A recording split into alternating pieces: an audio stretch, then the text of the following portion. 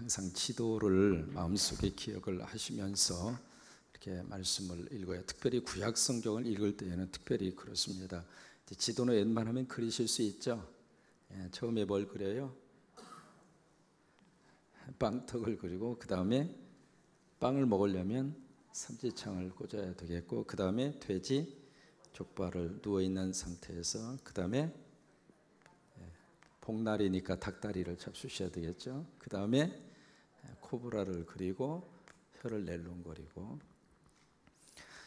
지금 이사야서의 그 역사적인 배경을 보면 몇 개의 나라가 계속해서 반복해서 나오게 되는데, 꼭 이사야뿐만이 아니라 구약성경 전체 속에서 꼭 기억을 해야 할 몇 개 나라가 있습니다. 그 중에 하나가 어디냐면 수리아. 왜 우리가 혼동이 되느냐면 이 같은 나라이면서도 지역 이름이 다르게 표현이 되어져 있거든요. 수리아 또는 시리아 또는 아람, 다 같은 나라입니다. 같은 나라고, 여기에 그 가장 중요한 수도가 어디냐면 다메섹입니다.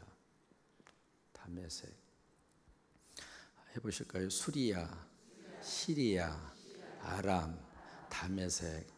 그럼 이제 이런 단어들이 나오면 아하, 이 나라를 지칭하고 있구나, 그렇게 기억을 하시면 되겠죠. 바로 이스라엘의 위에 북쪽에, 지금으로 말하면 지금도 이 이름이 레바논 또는 시리아, 그렇게 현재 국가가 이름이 그렇게 되어져 있죠. 그다음에 이제 이쪽 해안가를 중심으로 해서 수리아, 시리아, 아람이라고 하는 나라가 포진을 하고 있었고, 그리고 이게 이제 페르시아만이거든요. 페르시아만이고, 그 다음에 페르시아만 이쪽에 유프라데스강, 티그리스강이라고 하는 그 두 개의 큰 강, 메소포타미아라고 하는 문명을 발생시킨 그 장소잖아요. 지금으로 말하면 이쪽 지역이 이라크고 위의 지역이 이란입니다. 그리고 이 페르시아만, 이 티그리스하고 유프라데스강 만나는 여기가 쿠웨이트이고요. 그러니까 지금으로 말하면은 이라크하고 이란하고 쿠웨이트 그쪽 지역의 고대 근동 사회를 기억을 하시면 되는데, 그래서 이제 이쪽 이 부분을 찾아오고 있었던 땅이 어디냐면 바벨론입니다. 바벨론 많이 들어봤죠? 바벨론. 그리고 이 위쪽을 찾아오고 있었던 나라가 아수르입니다. 아수르. 그리고 이 아수르의 수도가 어디냐면 그 유명한 요나서에서 나오는 니느웨, 이것이 아수르의 수도입니다. 그리고 이 아수르 바로 옆에 위치한 나라가 메데, 그리고 이 페르시아만 메데 밑에 쪽에 위치한 나라가 바데. 나중에 이제 이 바데가 아니라 바사가 나중에 페르시아가 돼. 페르시아, 바사 같은 말입니다. 한번 기억하는 의미에서 다시 한번 해보세요. 수리아, 시리아, 아람 같은 말이고, 아수르, 아시리아 같은 이름이에요. 그러니까 아수르나 아시리아나 같은 나라 이름이고요. 그 다음에 수도가 니느웨, 바벨론, 메데, 바사.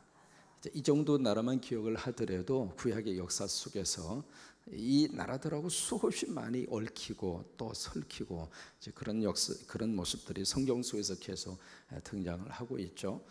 처음에 이쪽 지역에 패권을 주고 있었던 나라가 아수르예요. 그래서 이 아수르가 사람이 참 묘해요. 풍선에 바람을 집어넣으면 커지잖아요. 그런 것처럼 나라도 뭔가 이렇게 힘이 생기면 자꾸 커지고 싶은 거예요. 그래서 그 속성이 지금도 그렇습니다만 과거도 마찬가지거든요. 그래서 이 아수르가 자꾸 밑으로 내려오려고 그래요. 밑으로 내려와서 이 아수르가 힘이 있을 때마다 공격을 해오는데, 이쪽에 이제 길갈이라고 있어요. 길갈을 이제 공격해서 들어오기도 하고, 그 다음에 사마리아가 바로 북쪽 이스라엘의 수도잖아요. 사마리아로 공격해 들어오기도 하고, 그리고 쭉 내려와서 어디까지 왔느냐, 애굽까지 공격을 해요. 애굽까지. 그리고 이제 그 다음에 여기가 사마리아 밑에 있는 곳이 어디냐면 예루살렘이에요. 예루살렘까지 이제 공격을 해 옵니다.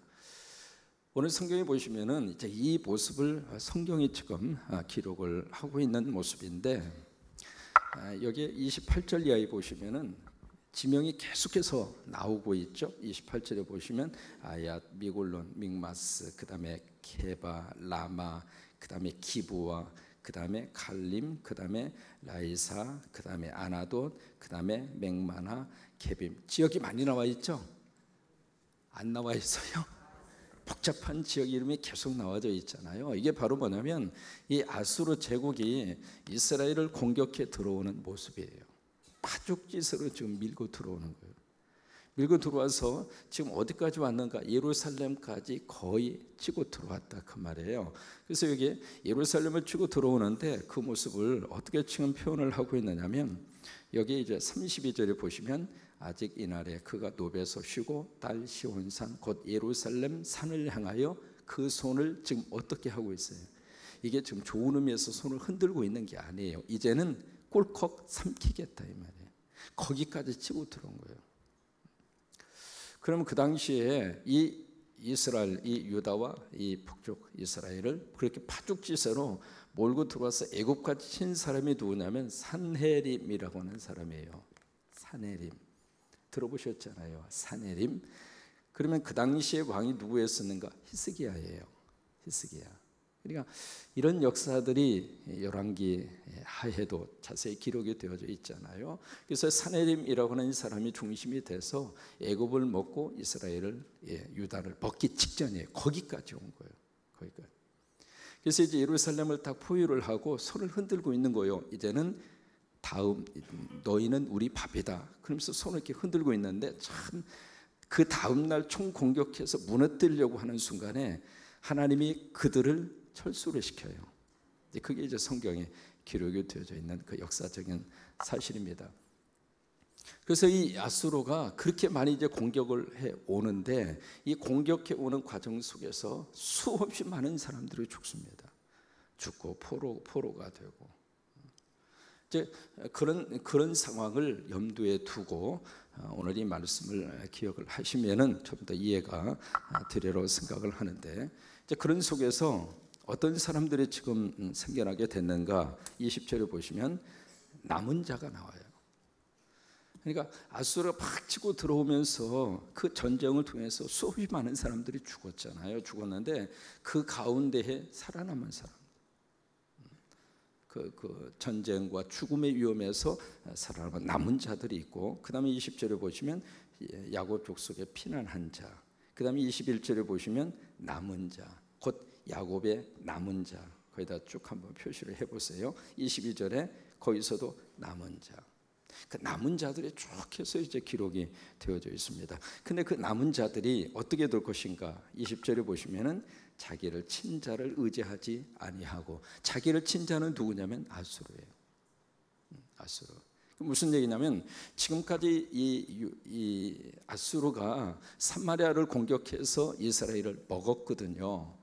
먹으니까 이런 상황 속에서 바로 이쪽 예루살렘을 중심으로 한 유다라고 하는 나라의 이 지도자들은 어떤 생각을 했느냐면 우리가 살 수 있는 길은 아수르와 손을 잡는 것이다.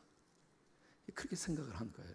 왜? 힘 있는 쪽으로 우리가 붙어야 우리가 이 위기 상황을 극복해낼 수 있겠다. 그렇게 생각을 한 거죠. 그런데 오늘 성경에서는 이제 이 전쟁을 통해서 남아있는 사람들은 자기를 친다를 의지하지 않을 것이다.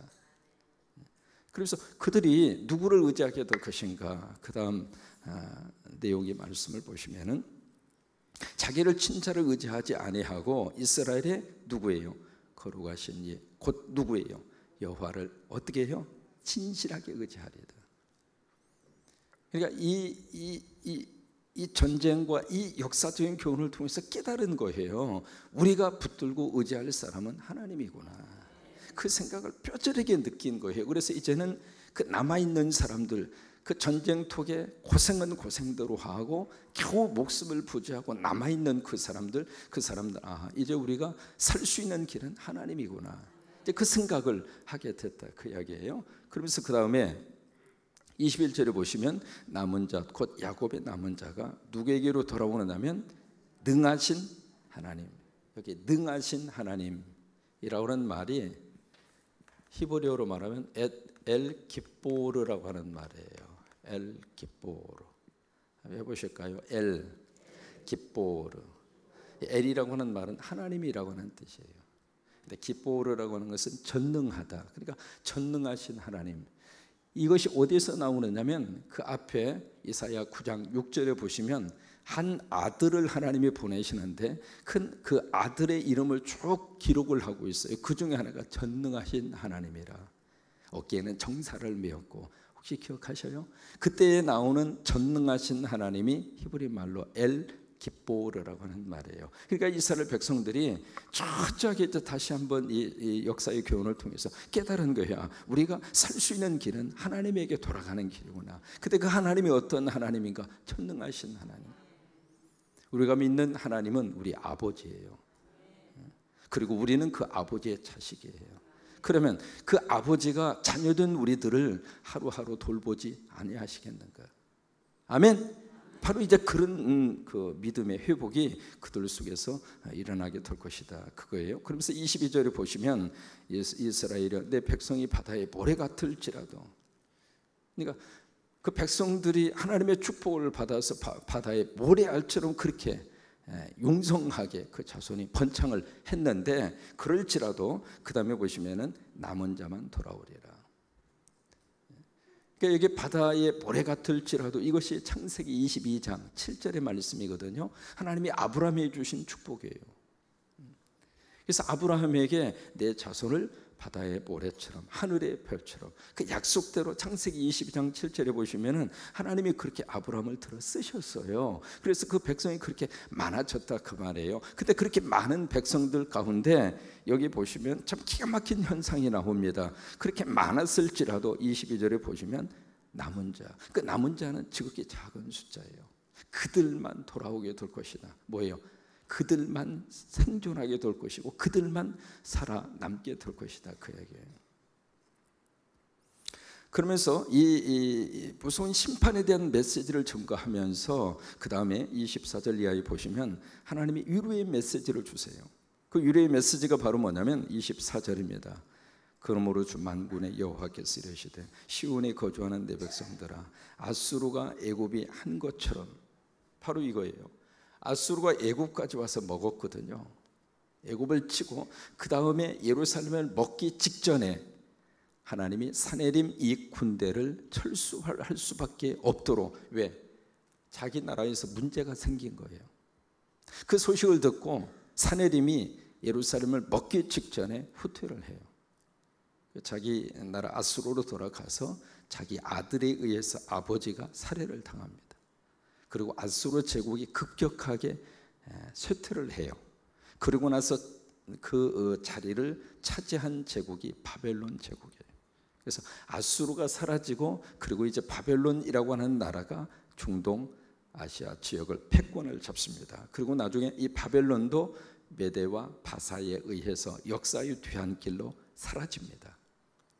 이게 참, 이 역사를 보면은요, 이 세상에 영원한 제국은 하나도 없어요. 다 세워졌다가 무너지고, 다 세워졌다가 무너지고. 여러분, 미국도 영원하지 않습니다. 중국도 영원하지 않습니다. 러시아도 영원하지 않습니다. 이 세상이 그 어떤 국가를 할지라도 영원한 국가는 하나도 없어요. 하나님이 흔드시면 한순간에 다 망하는 거예요. 바로 이제 이것을 여기서 말씀을 하시고 있는 거예요. 그래서 24절에 아수르가 애굽이 한 것처럼 막대기로 너를 때리며 몽둥이를 들어 너를 칠지라도, 그 다음에 뭐라고 말씀하세요? 그를 두려워하지 말라. 하나님이 주시는 위로의 메시지.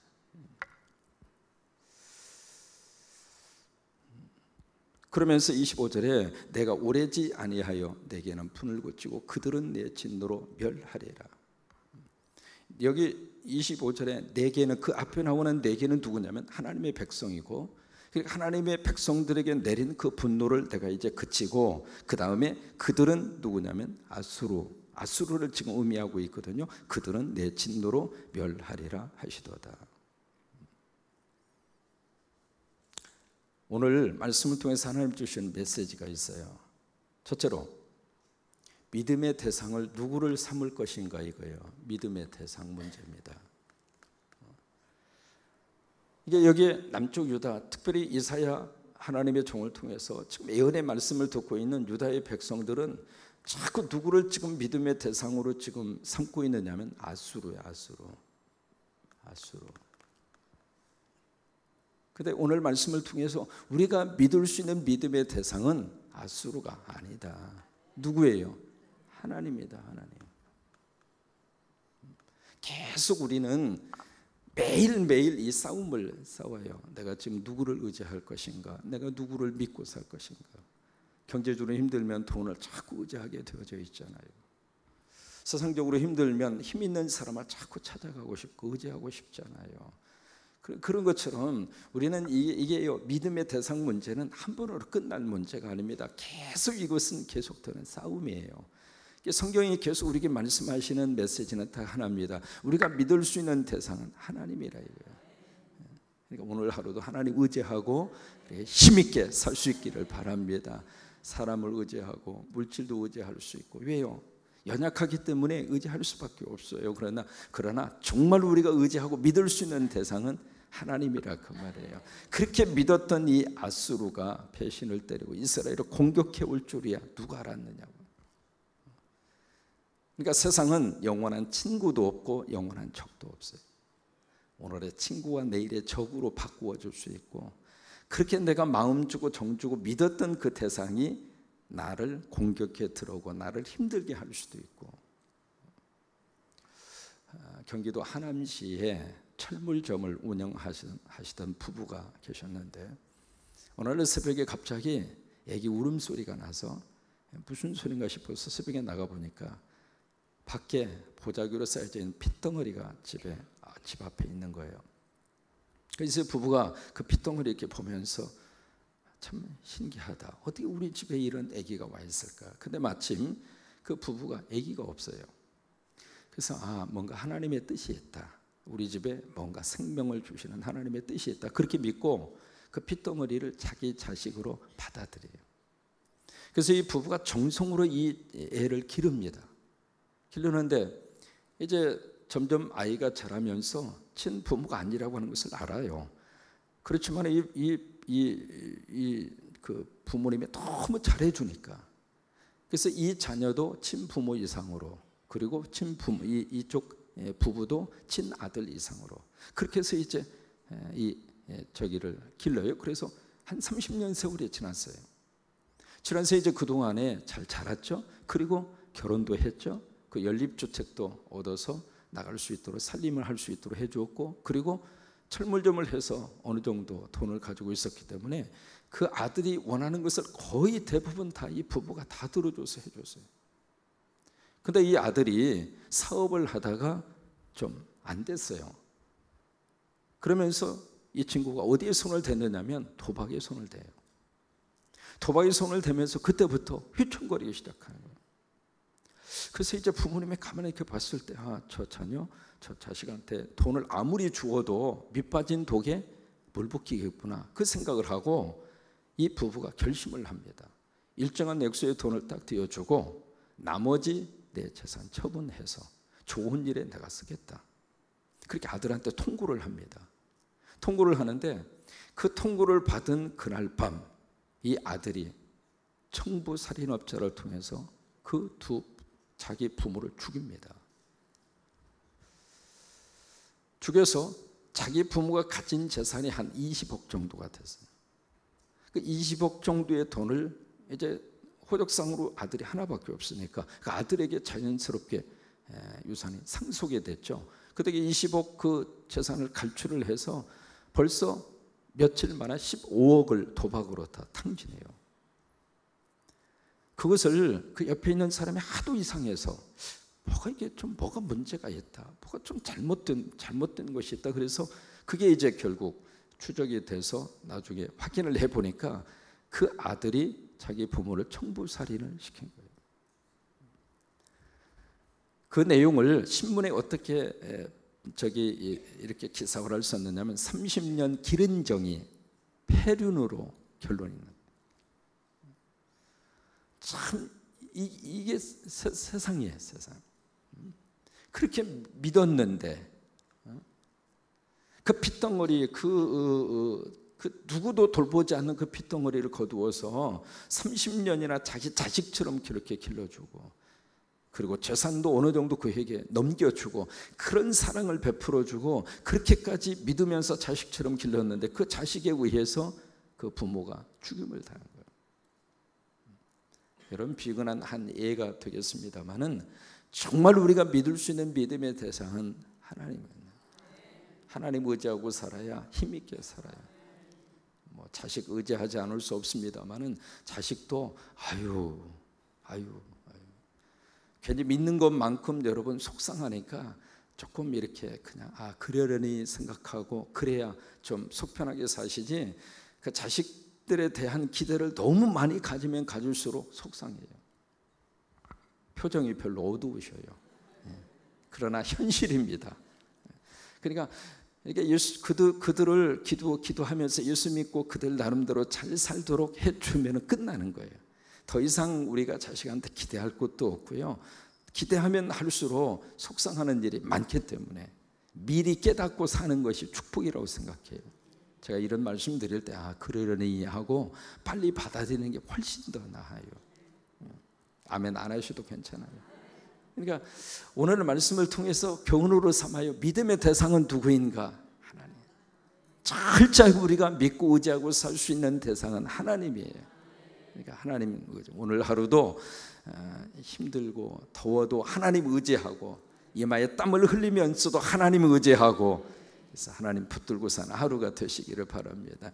두 번째로 오늘 주시는 교훈이 있습니다. 뭐냐면 청함받은 사람은 많아도 택함받은 사람은 적다고 하는 거예요.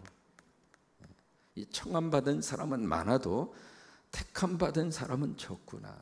무슨 얘기냐면 이스라엘 백성들이 바다의 모래 같을지라도 그 이야기는 뭐예요? 많다 그 말이에요. 수적으로 그렇게 많다 그 말이에요. 근데 그 중에서 남은 자는 작다 이 말이에요. 이게 청함받은 자는 많지만 택함받은 자는 작다 이 말이에요. 이것이 누가 14장에 나오는 혼인잔치 비유에 나오는 말씀이에요. 주인이 이제 혼인잔치를 다 준비를 하고, 그리고 초청자들이 다 보냅니다. 준비가 되어져 있으니까, 준비됐으니까 오세요 하고 다 초청장을 다 보내요. 다 보내는데 그 초청장을 받은 사람들의 한결같이 다 사양을 해요.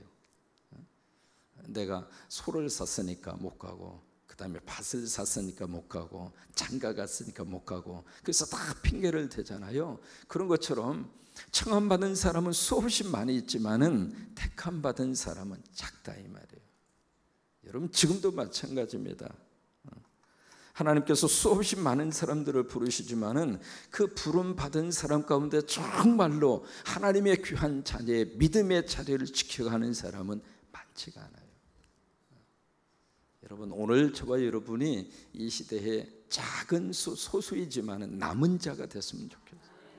믿음의 남은 자가 되고, 거룩한 영성을 지키는 남은 자가 되고, 신앙의 양심의 남은 자가 되고, 진리의 말씀을 끝까지 붙들고 사는 하나님 말씀에 사로잡힌 남은 자가 되고, 정말로 이 어두운 시대에 불을 밝히는 남은 자, 바로 그 남은 자가 오늘 저와 여러분이 됐으면 좋겠어요. 그런 축복이 넘치기를 주의 이름으로 축복합니다. 정리합니다. 두 가지예요. 믿음의 대상은 누구예요? 눈에 보이는 세상이 아니고, 우리 한국도 마찬가지입니다. 지금 우리 한국이 의지할 대상은 미국, 일본 아니에요. 하나님이 하나님. 그러니까 힘 있는 사람 쪽으로 우리가 자꾸 쏠릴 수밖에 없지만은, 그러나 그게 궁극적인 답이 아니에요. 그들을 우리들이 애용할 필요는 있습니다. 그러나 정말로 우리가 의지할 대상은 하나님이에요. 마지막으로 우리가 붙들 수 있는 신뢰의 대상, 믿음의 대상은 누구? 하나님.